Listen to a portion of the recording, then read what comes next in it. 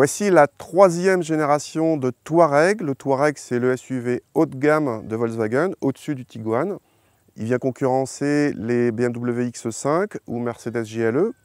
Il utilise la même plateforme, la plateforme MLB, que les Q7, Cayenne ou même Bentayga, un beau pédigré. Cette troisième génération est plus grande que la deuxième génération. Elle apparaît un petit peu plus dynamique aussi, notamment grâce à un arrière un petit peu plus incliné.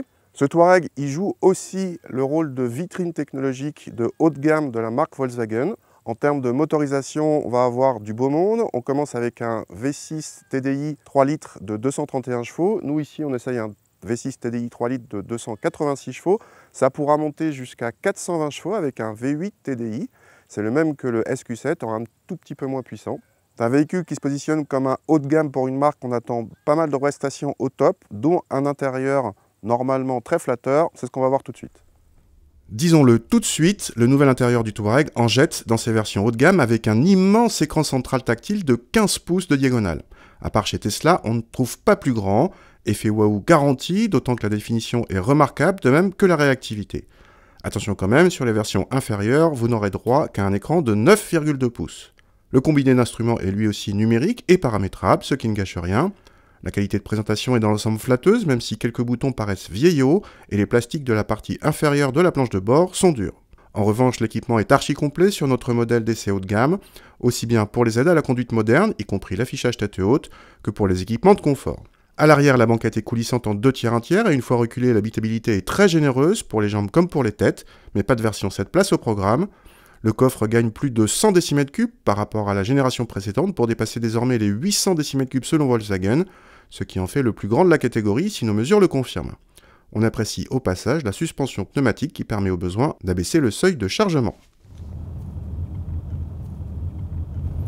Alors nous essayons ce Touareg avec une configuration suspension pneumatique anti-roulis actif et roue de 20 pouces. Et dans cette configuration, c'est vraiment une très bonne surprise. Non seulement il est très confortable, la suspension pneumatique vaut vraiment le coup. Il y a une sensation de dynamisme grâce à l'anti-roulis actif. On a fait l'essai sur des petites routes de montagne et c'est presque surprenant pour le gabarit, la sensation de dynamisme. La bonne configuration, si vous voulez acheter un Touareg, ça me paraît vraiment être celle-là, suspension pneumatique et anti-roulis actif. A noter que la suspension pneumatique octroie les roues arrière directrices qui participent au dynamisme, une raison de plus pour choisir l'option. Pour le moteur, là on essaye le 286 chevaux diesel. C'est un moteur qui est largement suffisant en termes de performance, d'agrément. J'ai une petite réserve quand même pour l'accord moteur-boîte, en sortie de virage par exemple, ou si vous voulez doubler sur une départementale. Il y a un temps de réaction de la boîte qui n'est pas toujours très agréable, qui est un peu trop lent. Je ne parle pas de la vitesse du passage de rapport de boîte, mais de la gestion, qui est un petit peu en retard à chaque fois, si on a besoin de puissance instantanément. Donc pour pallier à ça, mettez-vous en mode sport sur la boîte, ou bien utilisez les palettes.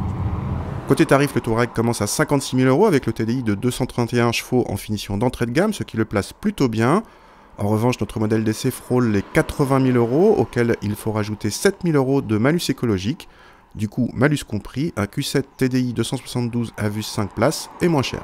Le grand écran central est en série sur les finitions de gamme et coûte 3 800 € pour les finitions inférieures. La suspension pneumatique avec anti-roulis actif ne sera commandable qu'en septembre 2018 et devrait s'afficher à 6 000 €. Très cher donc, mais elle vaut vraiment le coup.